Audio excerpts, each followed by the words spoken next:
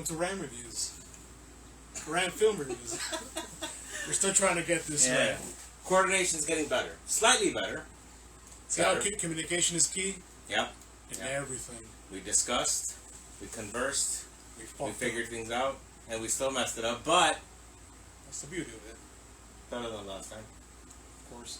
Well, welcome again for another Ram Film Reviews. Yep. I am Randall Mack, and this is Mack. And no last name, just Mack. Yeah, just Mack. We'll leave it at Mack. Today's an interesting film. I chose it because I really like watching black and white and old 50s movies. From the stack that we shared today earlier. A lot of movies we're going to get to soon. The next one is probably going to be, what was it called? Curse of the Devil? Is that what it was called? Yeah, I believe Curse of the Devil. Yeah, Curse of the Devil. It's 1971? 1973. 73 werewolf film? Yeah. So that's all we know. It's a werewolf film. We didn't look more into it. There was, inside there was a little flyer that puts Exorcist and Psycho into like the references. So we'll see what happens with that. The imagery looks great. So it's, expecting to see how something predating American Werewolf shows up. When it comes to makeup and all the artistry they did with that. Yeah, this is also after what is called the Curse of the Werewolf or the Legend of the Werewolf, which is from 1971. Yeah. Which I'm sure we'll probably review that. Yeah. Once we switch into VHSs. Which is gonna be soon. Yeah, we have a VHS player here. We'll get into that. But today, it's going to be The Screaming Skull, 1958. Directed by, is it Alex Nichol? Yeah, Alex Nichol. Alex Nichol, based on a story written by Frances Marion Crawford. Completely black and white. Full-on 1950s acting. Like, oh, why'd you go over there, Mary? I told you not to go over there. That kind of thing. The skull, it moved. Yeah. So, William Shatner type of, there's something in the wing. Yeah. Sorry, bad acting. Definitely that fun 1950s acting that you love so much. Passionate dry toast kissing. Oh, yeah. Yeah, that was great. And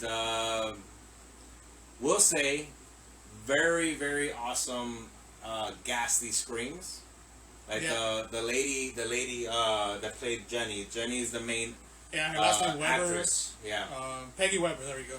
Yeah, Peggy Weber, who played Jenny in the movie. Jenny definitely knocked it out the park with her screams in the movie, because she definitely made it seem very, very real when it came down to it.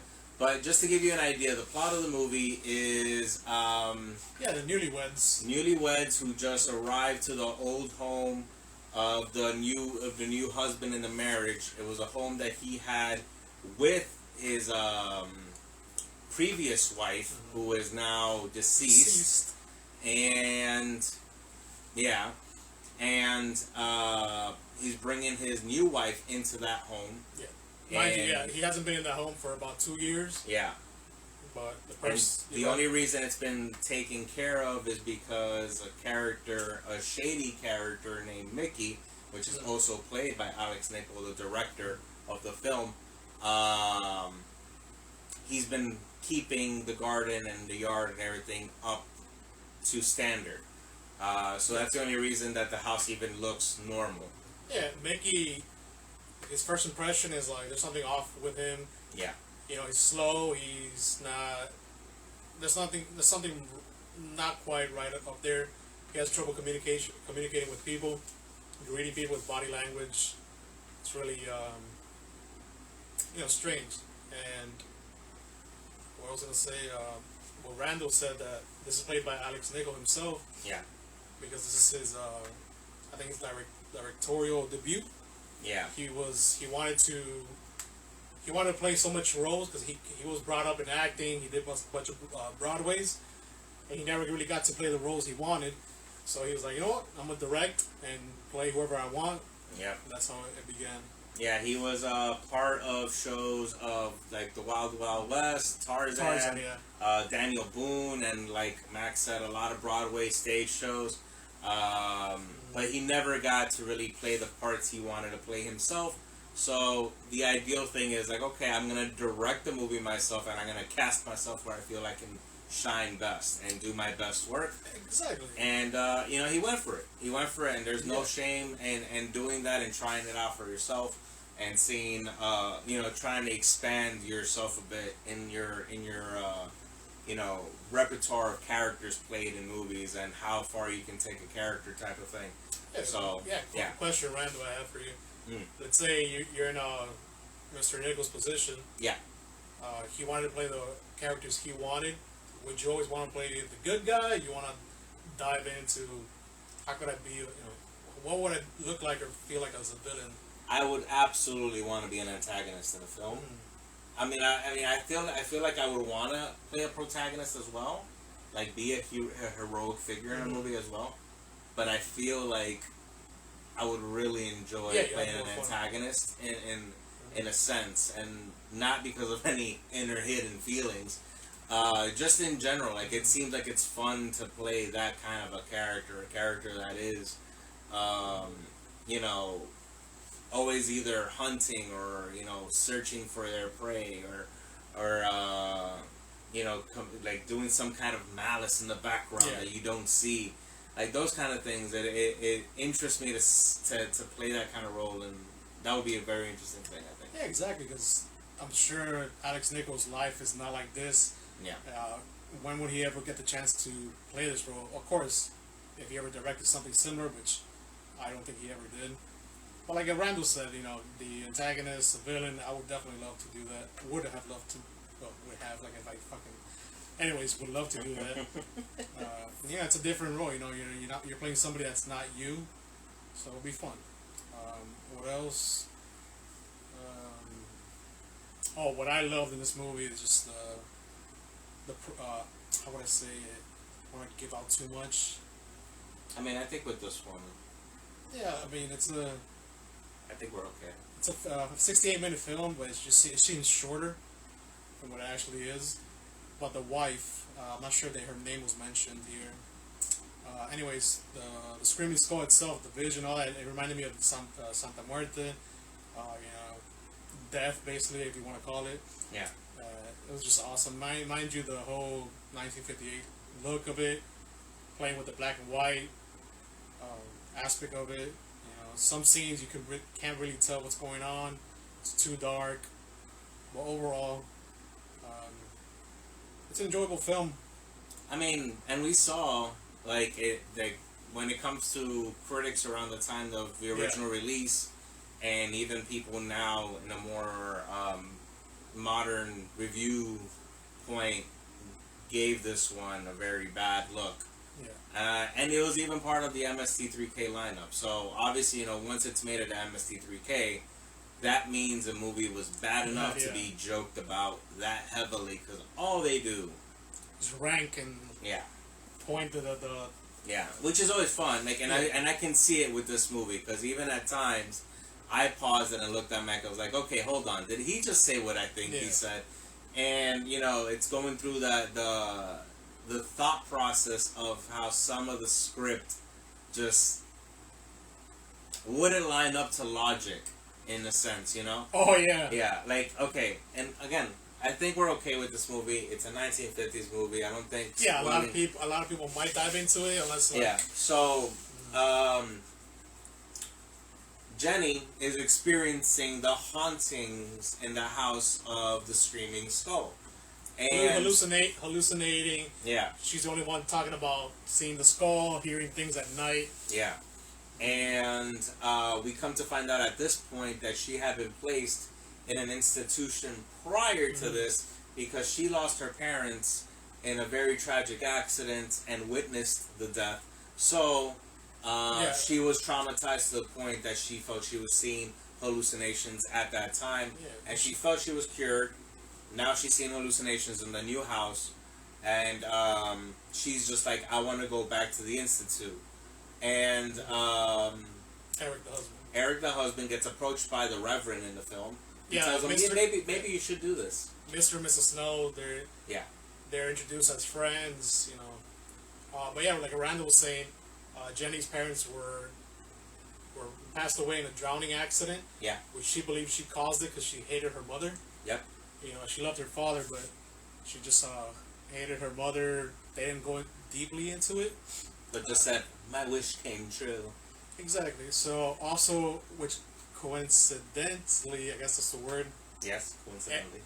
Eric's previous wife, Marion, also died in water. In the water, you know, not drowned per se, but it died in the water. Yeah. So there was a connection to water. So what Randall was saying earlier, my bad to cut you off again. Yeah. Well, we haven't dug into this. The reason why Eric married Jenny, as you could tell like, during the ending of the movie, maybe his reason for marrying her was her, you know, you can say it right, her money, her wealth, yeah, and that's why maybe he also too maybe killed Marion, yeah, in a similar way to have some type of connection to traumatize her. There's a lot of there's a lot of things here that you can connect, like a good web of things you can connect to it.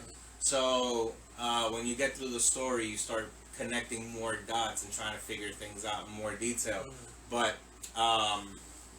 in the sense of the Institute, what I was talking about the logic is the Reverend saying you should take her back to the Institute. Yeah, and he's like, I'm not going to do that. She was suffering mentally. She was crying. She was, you know, it was obviously affecting her, and his response was like, I'm not going to do that. I feel like my love will overpower. Remove and erase any kind of mental instability she has within these walls. Yes, it's the home affecting her, but screw that. My love is better. Well, mind you, he already knew what he was doing. He wanted her to... At this point, we're still thinking he's being a faithful, loyal husband. You start finding out more details later on that seem to place him in a position where he could have murdered his previous wife. And maybe that's why the house is haunted and he himself is haunted, probably why he left the house for 2 years. And also, too, him being, I guess you could say... Where you say a psychopath or sociopath, because he makes Jenny believe that it's Mickey, the gardener, that hates him, hates Eric. Yeah. That maybe he's the one causing all the mischief. I think he prepared that as a backup. As a backup in case she starts getting a thought that maybe it was a person and not a ghost or something like that. That he can just implicate Mickey because he's a simpleton that he can place it upon. But as the story carries on, you start noticing all the kind of menacing features that the husband brings about, right? And you start trying to connect dots. That the portrait of his previous wife looks like Jenny's mother. So it seems like he sought that out to try to make that connection and make her feel affected to the point where she loses her mind. And then he makes sure to point out that she is also suicidal. And at one point you see him preparing a noose. But before that, he was talking to the Reverend, saying that when she was in the Institute, I think she tried to commit suicide. Yo, Edie! So, what up, Iris? Yo, mama. So, she tried to commit suicide. Yeah. So, basically telling the Reverend, like, hey, she might do it again. And that's when Randall, he was saying that he's preparing a noose to commit the act. Yeah. But all in all, movie, I think, wasn't as bad as people reviewed it. I do think you have to be have a certain appreciation and understanding for that the film's not going to be like super thriller or super, like in your face. Like if you're just going to enjoy a film for it being what it is, this is one of those movies that you can just enjoy for knowing that it's not going to be the best film you're going to watch. Yeah, they'll go in for that. Yeah, it'll be enough to entertain and give you like a nice little interesting like back and forth thoughts. Like, could it be that this happened? Could it be that that happened? Yeah, exactly. Don't go in for the acting because that's not what it is. But the opening, bro. Yeah, the opening was fantastic. Amazing. They actually got it from Macabre, the 1958 film, I believe. Yeah. Where basically they show a movie ticket in the casket and said, "Oh, reserved for you." So as a viewer, you're like, "Oh crap!" Like, so they're basically implicating that if you watch this film, you might die in real life. Yeah, you might die of fright. It might scare you into death, which is an amazing way to pull people into wanting to watch. That would have dragged me in. Yeah. But the difference in the Macabre and this one, the Screaming Skull, in Macabre they actually hired an insurance company that will be liable if you actually die, you know. And this one they didn't, so that was still pretty dope in my opinion. The concept is dope. Yeah. What about Marion's grave? I mean, her tombstone. That was super creepy. Yeah. Never seen that before. The tombstone is literally in. Let me see if I can show the viewers. Yeah. Yeah, keep going. It's literally on the grounds of the house. Yeah, you see that with her head. Yeah, and you can see that it has literally like an image of her head coming out of the tombstone in 3D form, which is ridiculously weird. Yeah, it looks lifelike. Yeah. The whole time I was like, it's gonna move. So that. Yeah.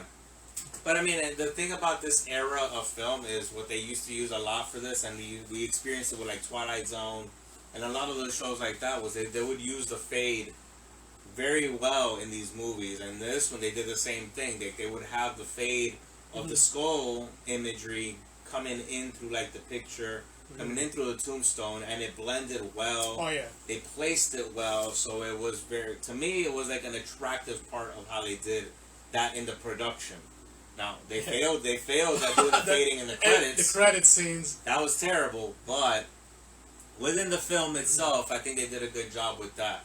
I think the hilarious part about it, which is probably where I would love to see how MST3K handled it, was literally when you see the skull rolling.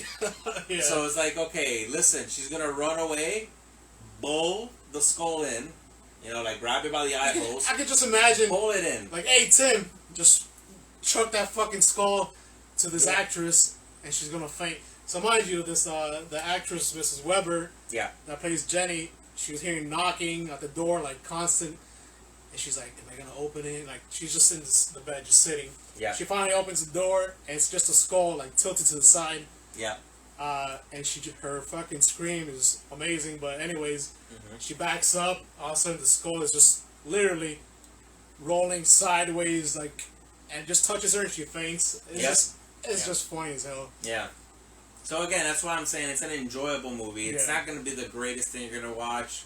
I wouldn't put it in my like top 10 kind of like movies from the 50s or anything like that either. But it's certainly a fun movie to watch. Like I think it's a fun movie to watch. Exactly. Entirely as a whole, it was just,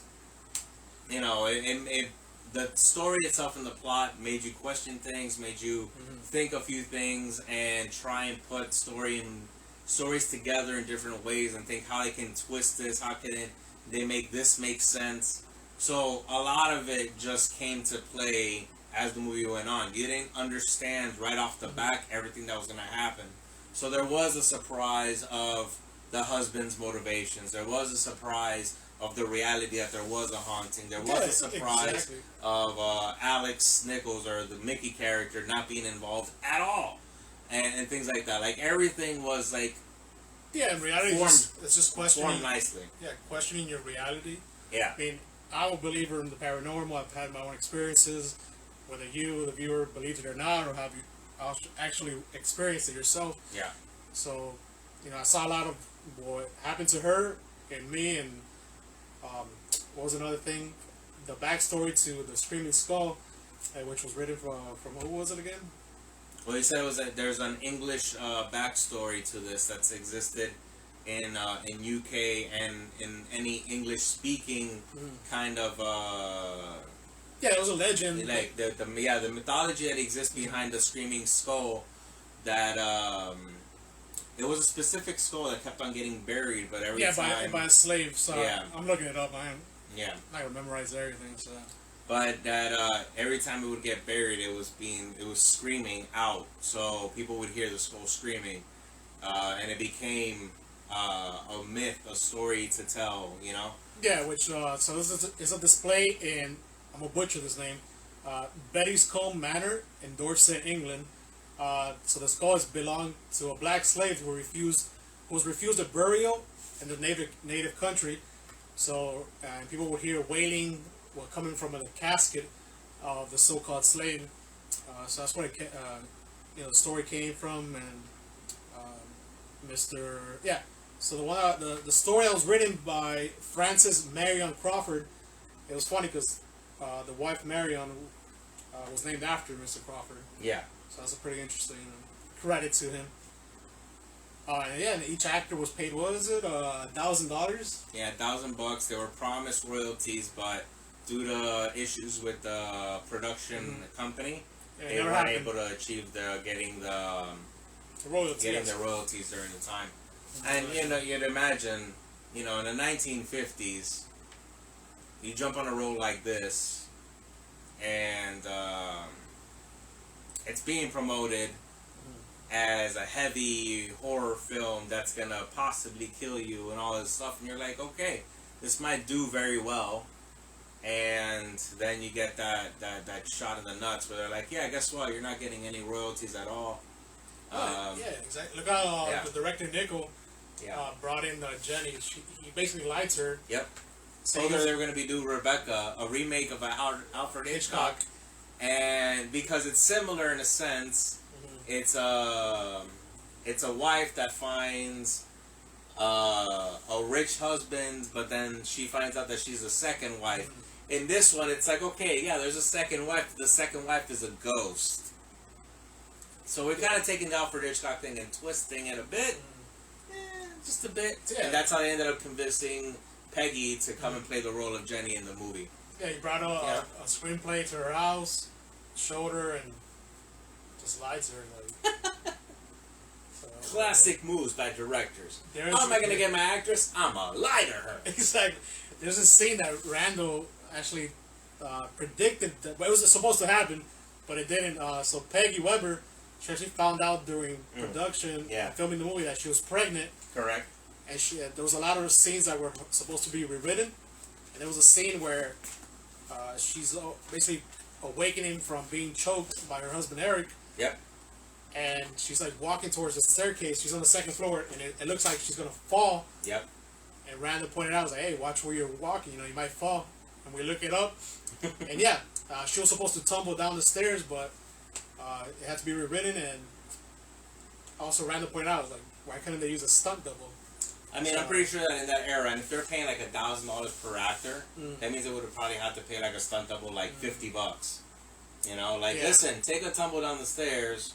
And who knows how many people they were willing, to take that tumble. During that era, I seem to think that maybe there wasn't much of stunt double acting in that era. Because, I mean, if you think back to everything like Three Stooges, Abbott and Costello, Laurel and Hardy, and all those kind of like, all they did was, that shtick comedy of just, physical comedy. None of it was done by stunt doubles. Everything was always done by themselves. Correct. So I feel like during that era, it might be one of those things that maybe stunt doubles wasn't a major thing. Correct, I would want to like look more into that. Again, we're not like professionals at this shit. We don't do this on a regular basis. This is us doing something new for us. Yeah. So we're learning with you guys, and that's why I'm even considering that maybe the stunt double didn't exist. Yeah. Well, Randall looks that up.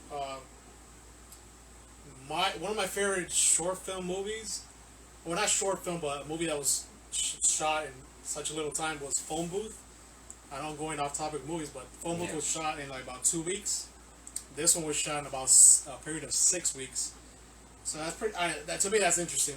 Like, movies take their time, but this had a budget of, I believe, $100,000. I believe so. No, I'm so sorry. No, it was a small budget. It was a small crew. I just love when movies are done in just a short time. It just shows the director what they could do with what they have. Example, Never Go Alone. Was it Never Hike Alone? Yeah. So that was shot in about 5 days, and that was crazy. Mind you, it's different eras, but still, it just challenges the director and the actors. Okay, so. There was the first audible paid stunt was done in a 1908 film for the Count of Monte Cristo. and they paid $5 for somebody to jump off a cliff into the sea. So yeah, and it seems like an ongoing rate for that kind of stunt was around $5 to $10. 1910 in the cowboy era is there was a lot of sequences of actions that required stunt workers or stunt performers. This is already just stunt performers. It's not. This might not even be people being, stunt doubles, but stunt performers.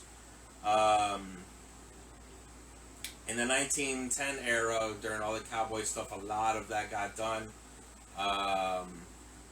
And then by the 1920s, it's already become more of an ongoing part of the film industry, and including that there becomes one stunt worker named Yakima Canute,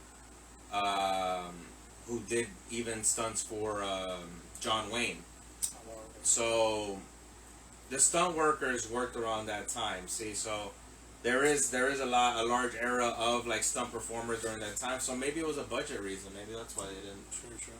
It's the only other thing I can believe. If there was already the existence of stunt workers, or at least stunt doubles, then it's gonna end up being a budget reason why they were like, yeah, we can't pay to change to do this scene without Peggy.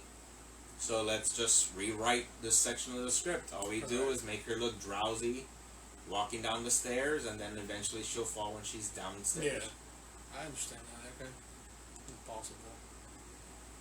But yeah, overall, let's say out of 10. Like I said, I went in expecting enjoyable movie. I mean, rating out of 10, I don't want to rate it too low, making you think that it's a bad movie. So I'm gonna go with 5 out of a 5 rating scale. I'm gonna say a 3 out of 5. It was enjoyable watching it with Randall.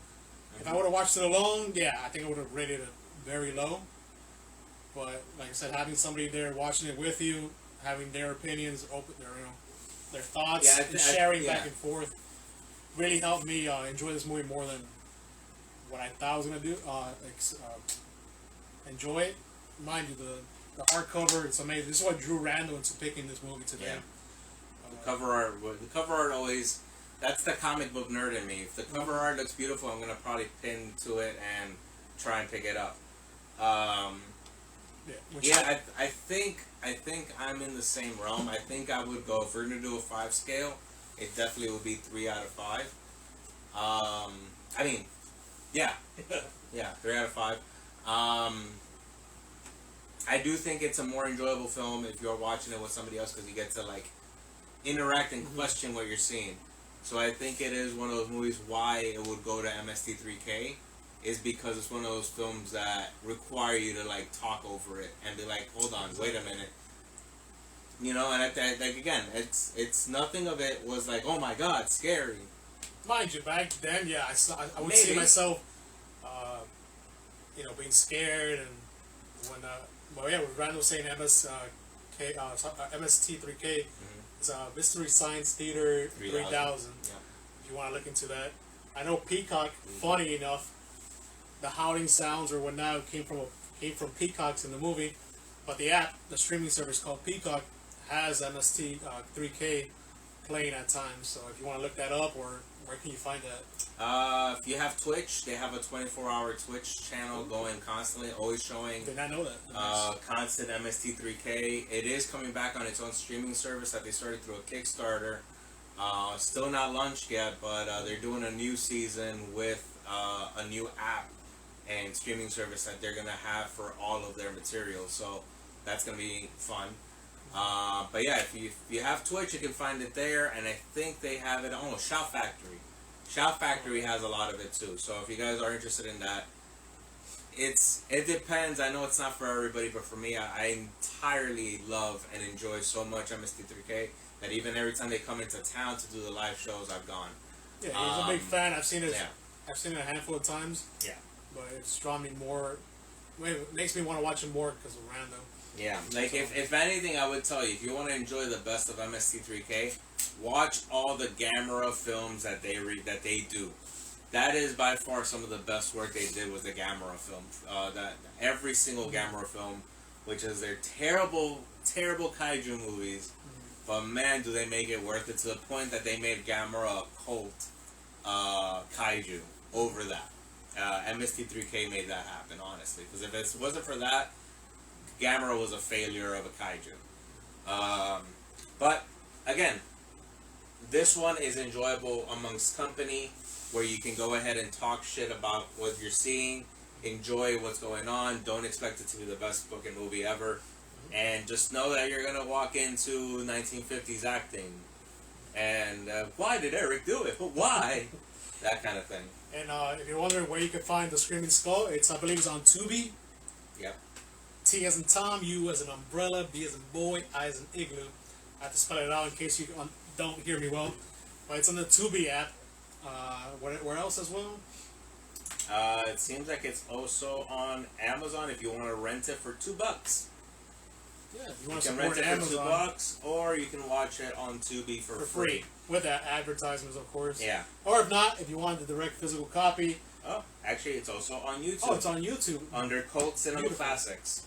So if you look up Cult Cinema Classics, you'll find The Screaming Skull, a 1958 horror thriller full-length movie. There you go. A lot of these 1950s movies are considered under that regulation where you can put it up there, and it's okay. It's not breaking any kind of, infringing any kind of laws. So you can go ahead and enjoy it on YouTube as well. One thing, like I was saying, if you wanted the physical copy, like there's certain movies I wanted the physical copy, or other movies I could just watch it online, it wouldn't matter. But you can check it out on www.oldies.com. It's funny because once the catalog on there's indexes, and there once it's catalog, and the number 1-800 number appeared, and I was like, hey Randall, I'm gonna call this number. Yeah.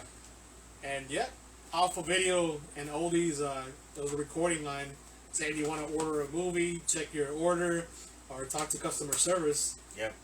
So He put it on speaker. yeah, put it on speaker. So I don't know.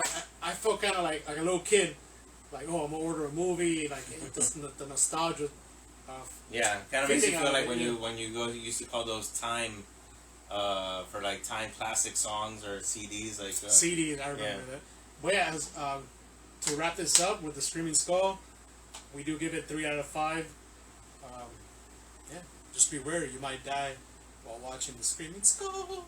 So yeah, Randall has something special for us. Yeah, Even me, he's kept me in the dark.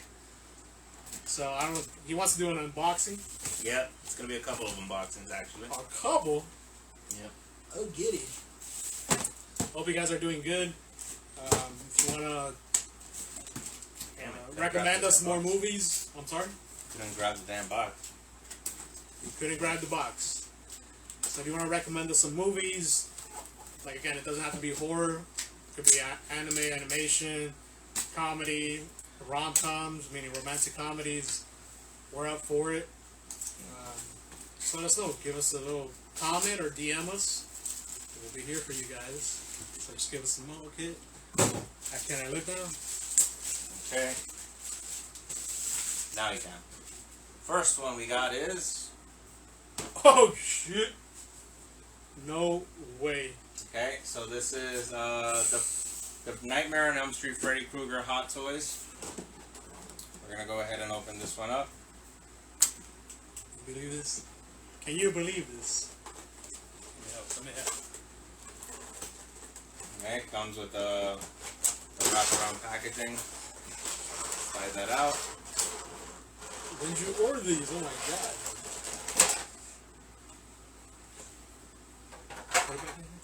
Yeah, no, once I put it all together. It was funny. I was admiring your face and right before we went live. And what a surprise. Yeah, the surprise is under there. Sorry, I just got fucking scared. You might drop all this sensitive stuff. Oh.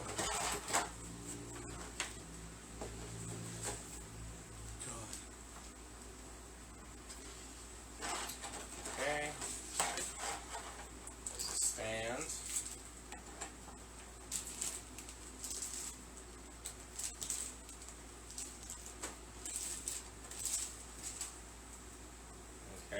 you guys a close up.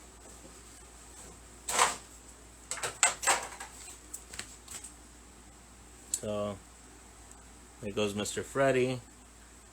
There goes the claws. The attire. Look at that hat. Is that like It's lint in the back of him, or that's like a little hole? No, that's lint. Yeah. Okay. Really well done with the sweater. Jesus, man. No kill off Freddy that way. Alright, so then these has to come up. Wow, man. Does the hat come off? Alright. No.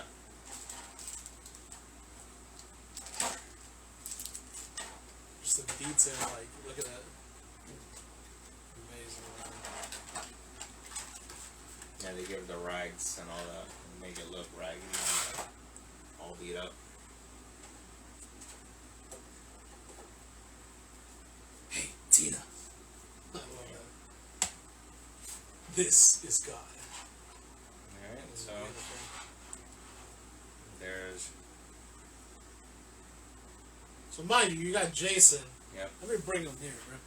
Yeah, go ahead and bring. So I can just imagine what you have for us. You want to put this back here? Yeah, give me that one. Here we go.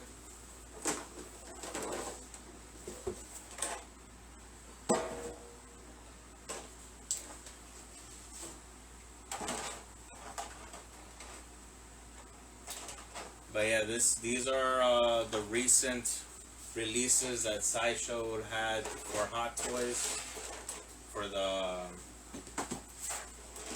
horror releases.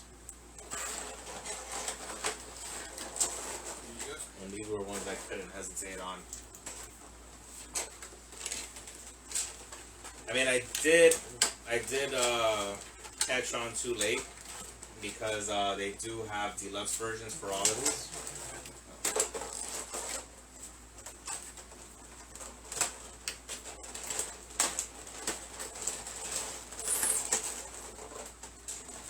But I am certainly excited about owning these. So he has two more. Yep. I can just imagine the other two slashers he has waiting for viewing pleasure. Let's squeeze them up. Yeah, this is the one I want to open next. It's gonna be Myers. It's gonna be Leatherface. It's gonna be Ghostface. Actually, I already got the Ghostface. He's got the Ghostface already, people. Yeah, the Ghostface is in.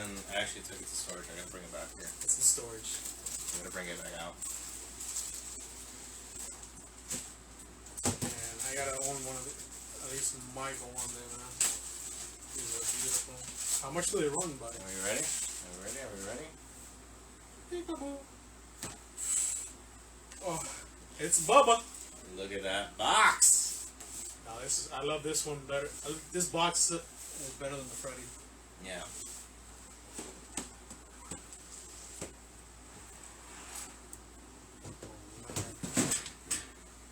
Oh my God! Look at those. Look at that. Look at that.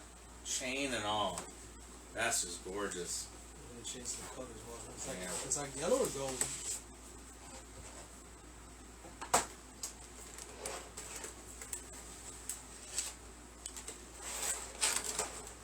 I'm excited. Oh my God. Yeah, the business suit. man. And the second face, literally, the second face. Yep. So it comes already with the woman face, right? Woman face, and then the second face.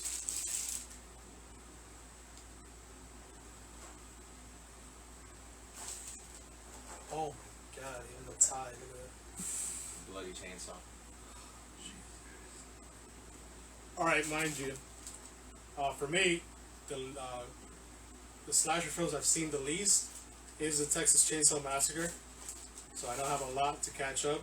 My main thing is these two fuckers and Michael, the Halloween series. So I'm not sure, Randall, what is the deal with the bracelet? Is it for one of his victims, or I don't remember? I don't remember that detail. Actually, I think it is from the victim. I think this was the bracelet the girl was wearing. I gotta rewatch the. Yeah, I haven't watched it in a bit, but I have to watch it again now. That's just to make. Oh my god. And then they have. Oh! What? I just saw something that's amazing.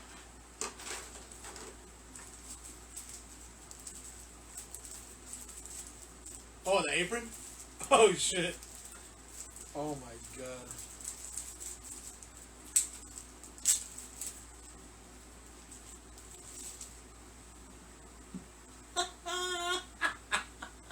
That is amazing! For you to tie yourself. That is amazing. Yeah, so you have to stand out. Do you want to put the chainsaw on him? Change the hands? Well, yeah, I'm probably gonna do that. Let's figure out. Let's do it this hand. So let me see. Will this one be?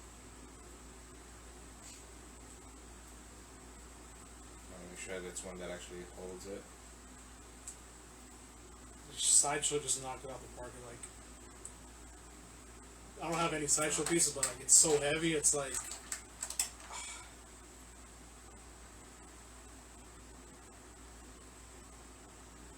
Yeah, you do a really good job with these things, man. The mask cannot be taken off, right? No. Well, you can take the head off, but not the No, mask. it's the mask itself. So, I wouldn't say fun. I mean, yeah, fun fact for me. Our buddy Plagada is helping all the buddies from Retroitis with something similar to Leatherface, which once I'm done, I'll tag our buddy Plagada with what he's doing with Leatherface and Retroitis. Yeah. I figure out which hand works best for this.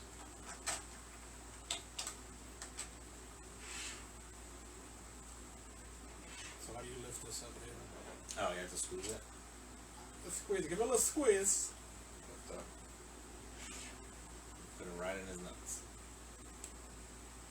If it's too tall, then you gotta bring it down a little. There you go.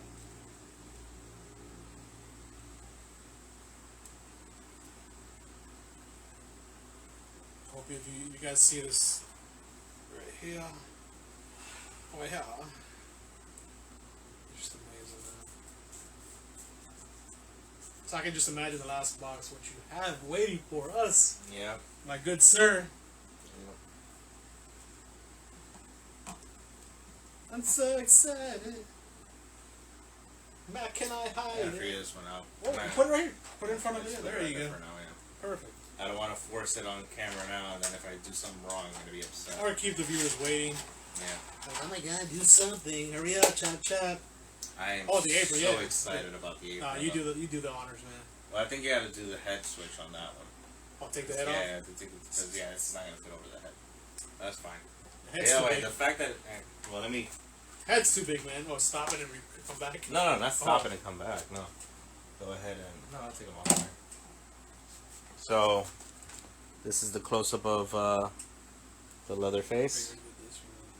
See the tie, and then this is the bracelet that Mac is talking about. And then it comes with the second head. Giggity. Here's a chainsaw, which, like I said, is bloody. Yeah, bloody chainsaw. Has spackles of blood on it.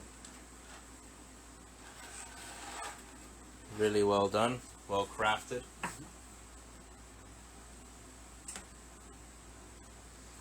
And the stands just remain amazing on these things for me. Well, that's why you did it there. Yeah. The head between the legs. That works. Alright, and last.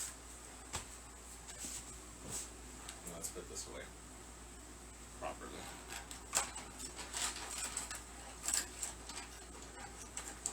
That's as properly as I got.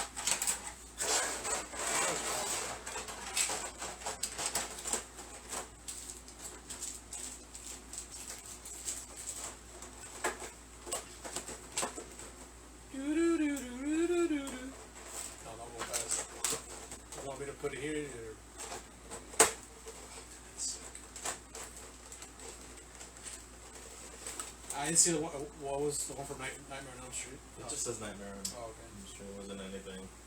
That's why this one was better. Because it actually was a little bit more. Yeah, I saw the chain. Yeah.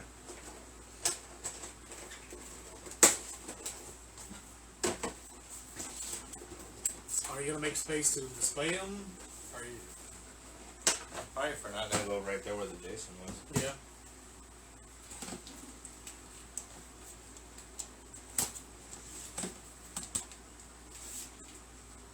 Right. So far, Randall, are these three? Which one's your favorite right now? I mean, I know you love these all of three? them. These three right now before you. Leatherface for sure. Leatherface, The yeah. Leatherface is insane with detail. Mm-hmm. Like I originally loved the Jason one most, but fuck man. The Jason the mask can't come off. Right No, now. no, okay. Not good at that. That saves fear of losing the headpiece with the mask. You know, it's dope if the hat came off and like you see like in part 2, Nightmare on Elm Street when he takes off his skin to reveal his brain. Yeah. All right, I'll stop talking for you can reveal. Oh my god! You knew it was gonna be that. Oh my god! Yes! Yeah. And then this is I managed to get the deluxe on this one. Oh my god! The knife. Jesus Christ! Let me see. Sideshow so well done. You got the telephone. He's breathing hard as hell. Yep. Here, let's take this one out. Jesus Christ. And I'm so happy I got the deluxe on Michael at least, you know. So what's the Because that difference? is one thing me and Mac share a lot is that we are both very, very, very, very big fans of Halloween and Michael Myers itself. And I'm pretty sure we're both equally as excited for Halloween Kills. Yes, sir. Which is literally around the corner. October what, 15th is it? It's not the 31st. I think it's October 15th. I've really not really looked into the movie because I just want to be surprised. I saw the trailer, of course. That left me super wet. It looks amazing. It's amazing, and everybody's just mainly focusing on the reference from Halloween 3, the Season of the Witch. Yeah. I wasn't. Unfortunately, I'm not the fan of Part 3. Eventually, maybe I will watch it again. I haven't watched it since I was a kid. You're gonna upset Darcy from Joe Bob. It's her favorite. Hey. Sorry, senorita. But Jesus fuck, man, this is gorgeous. So there's Michael. It comes with 2 knives. oh, One bloody, nice catch. one non-bloody.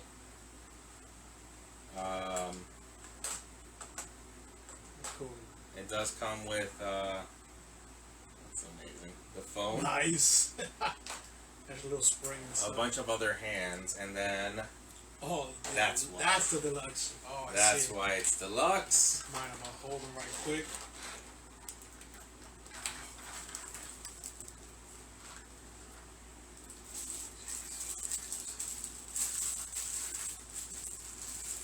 Jesus, man, that's solid. Pumpkin. Hold up. How do you? No, it's Oh, I see. I see how it. How amazing is it? And you put that on him? Yeah, it's a head. Oh wow. It's a head. So you get the ghost. What was the guy's name? Bob? I believe so. Yeah. Bob was the kid, right? Ghost Bob? I think it was Bob. So you get the Ghost Bob costume with the very terribly cut holes. And it is, No beer, because he didn't come back with. What Yeah. did he come with? No, he didn't come with a beer. No. No. Glasses fell. No? Ooh. Yeah. Put that baby right back here. Yeah. So Okay, the glasses fall. yeah, it please. has a little insert piece. Okay. So that's why you don't lose it. But comes with that, and then it also comes with a family heirloom. Judith Myers tombstone. Michael's sister's tombstone. Yep. You can't get any more beautiful than that, really. See, these are what the heads normally look like. Okay. And then they design all this stuff around based on these heads. But this is like the basic model head for every hot toy. And then they build around that. So it kind of gives you an imagery of how they work and what they work with. You know, but then the idea would be is that's the nose, well, that's the head, so it goes like that. This goes into that hole. Yeah, that's the nose. Oh, let's do this part.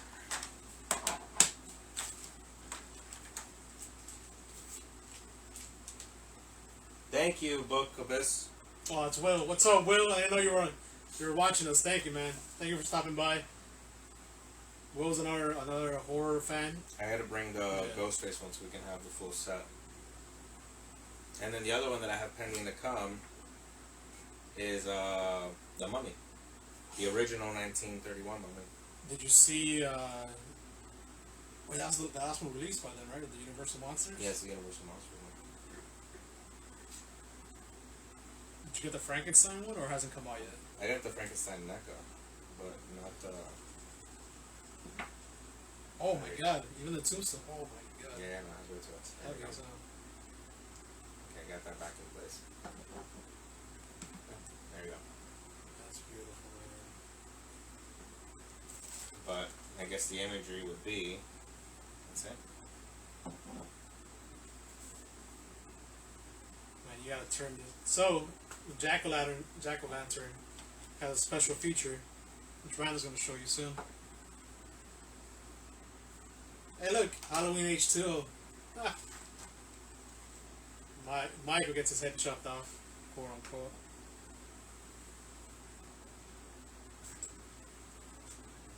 Yeah.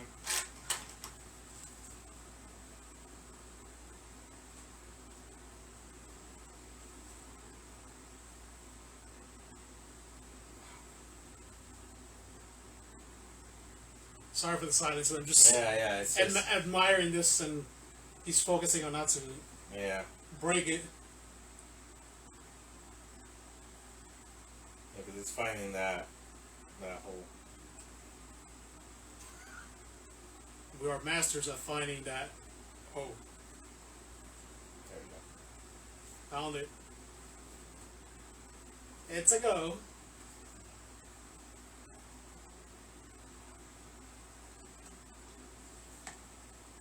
Alright, I gotta watch this from the front.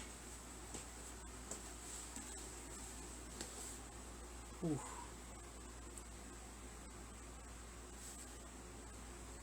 Oh yeah. That's what I'm talking about. Mm-hmm. Hold up. Yeah, wrap that on the hook. There you go. Yo, Will, what do you think about that, man? There you go. That's what I'm talking about. Woo, buddy! That is gorgeous. I gotta see that shit myself. Yeah. That is bloody gorgeous. That is bloody fucking gorgeous.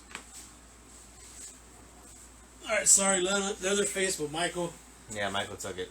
Michael took that home. Yeah, I wonder if you could change both hands and have him hold up both knives. That'd be dope. You ever seen Michael with two fucking kitchen knives? I'm sure you Yeah. can. It depends if they made him just a straight up righty. Mm. That's beautiful. And the telephone man.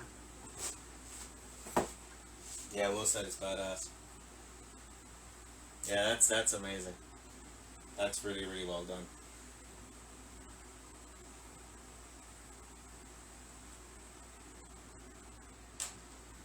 Oh my god.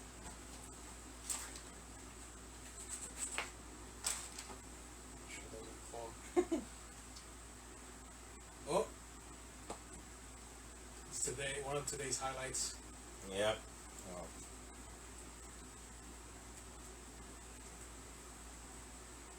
That face, though. Let me give a close up of that.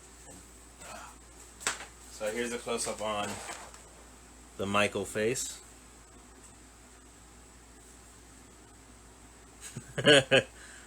Double knife that shit, he said. Oh, that's what you said, double knife that shit.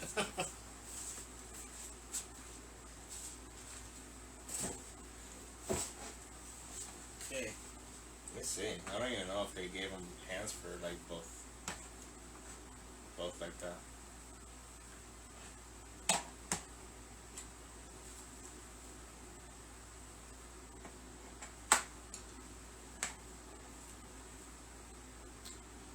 Let's see.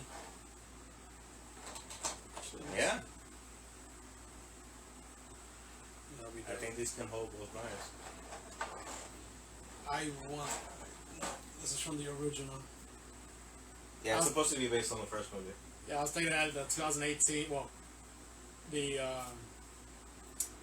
little hole when Lori stabs him with the knitting needle, but it doesn't.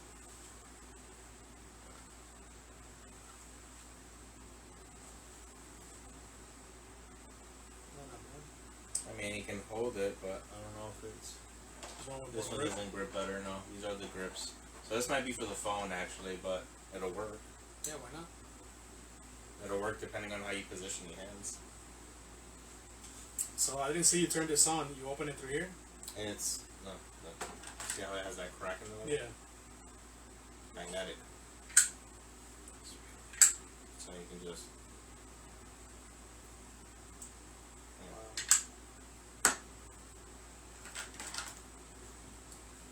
Yeah, it definitely did a killer job making them. I mean, to me, Hot Toys is one of the more pleasurable collectibles. You know, mostly because they give you the accessories and all that kind of shit, and you can, you know, kind of create your own little, like what we're doing right now, your own little imagery of something that's never really happened in the movie. But you can make it happen.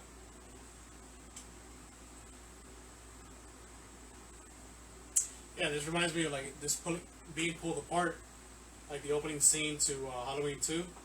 Yeah. Like, you know, the inside of the pumpkin is the skull. Like, you can create your own, you know, little mini movie if you want to.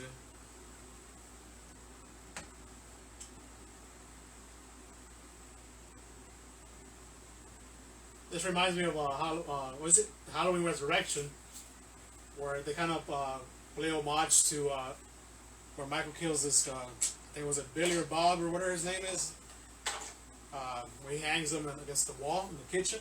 Yeah. So Halloween Resurrection, the black actor, or one of them, he's swinging at Michael the chef. He's swinging at Michael with both knives, and Michael just switches it up on him and just stabs him and hangs him on the door. Yep. So I can kind of see that, you know.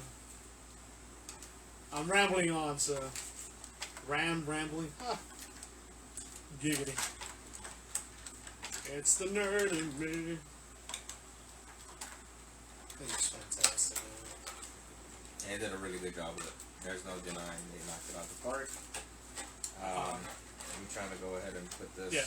So as somebody that wants to get one of these pieces out, Well, I think the deluxe is sold out already. So the deluxe, it comes with the bed sheet and the tombstone and the. Yeah, I believe the extra was. I need to make sure. I'm not sure if this already comes in the regular one, sheet, and if the extra is the pumpkin and the tombstone. Mm-hmm. I just know that I saw deluxe available. I didn't even bother looking at the comment. Oh, of course. I Don't just think went for about it. About how much do they run? But the deluxe was a little bit more. I think he was like $220. Mm-hmm. And then the other ones are about $210, $200. Okay, so $10, yeah, $20 difference. Not And if you go to Sideshow Toy or Sideshow.com, they do payment plans. So if you get it within enough time.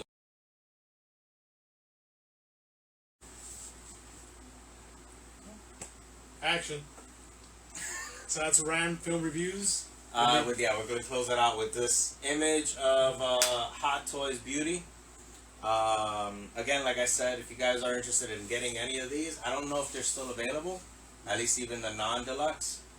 But Sideshow's the one who had them. If not, then you're going to have to do your bidding on Evil Bay. Evil Bay, I like that. So, just, it's this, like I said, I appreciate these kind of collectibles so much. So. I appreciate you getting them for I can see them. Because I can't afford them, or I don't have a... Well, you said you have to have payment plans, so definitely going to look into that. Yeah. When I can. Yeah. But yeah, we came back on to say our goodbyes. Thank you for sticking around. Yep. Iris, Will, whoever else came in. I'm not looking at the chat. And whoever comes in and watches this later on. after the fact, even though this isn't the video where we did the review, but still, we'll add a part 2 in the title so people know that this is a continuation. But yeah, just again, we always say it and repeat it every single time, and it's going to become a broken record because we want to express this is something we're doing for fun. It's a hobby of ours to watch and enjoy these movies and to talk about them and discuss them. Why not do that in the company of friendship and share it with the world so, you guys can go ahead and experience our talk and our discussion of what we feel in these movies and everything that kind of hits on us and comes out to us in a certain way. Who's hitting on us?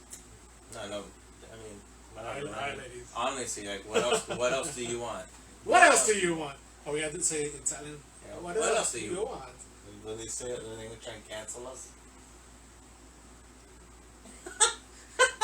Anyways, like Randall said, it's just two friends. He's trying to beatbox. So it's just two friends just being, ourselves and just reviewing movies. We're not professionals. We're going to fuck up. We don't care. We might not know everything that we're talking about. That's why we have computer and internet. Yeah, and what else do you want, Yeah.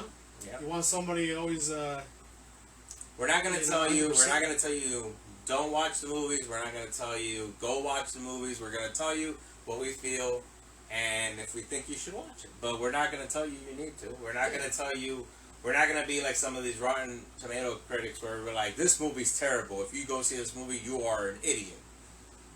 We're not going to do things like that. We have fun with a lot of these movies, and we enjoy finding them, searching them, and testing out our taste in some of these movies. So it's just always fun, and we want to take you guys for the journey, for the ride of this whole entire thing that we've called RAM Film Reviews. So we hope you enjoy it. And RAM stands for Randall and Mack. There you go. So simple, but hey, it's stuck, and we leave it with that. So, Ram Brothers unite! Peace out.